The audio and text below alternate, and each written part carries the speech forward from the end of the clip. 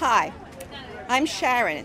I'm reading from The Hunger Games by Suzanne Collins. It's time for the drawing.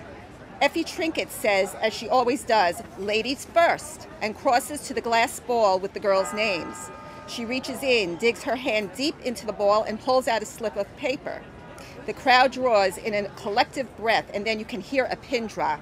And I'm feeling nauseous and so desperately hoping that it's not me, that it's not me, that it's not me. Effie Trinket crosses back to the podium, smooths the slip of paper, and reads out the name in a clear voice. And it's not me, it's not me. It's Primrose Everdeen.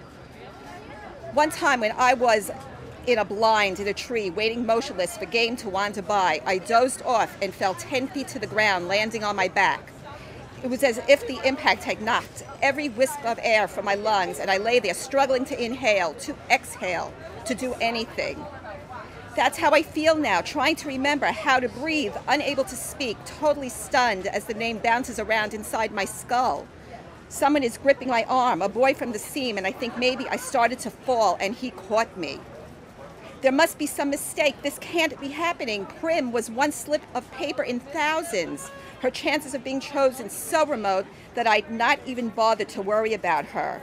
Hadn't I done everything? Taken the tesserae, refused to let her do the same. One slip in thousands. The odds had been entirely in her favor, but it hadn't mattered.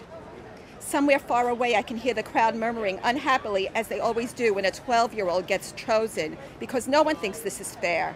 And then I see her, the blood drained from her face, hands clenched in fists at her sides, walking with stiff, small steps up towards the stage, passing me, and I see the back of her blouse has become untucked and hangs out over her skirt.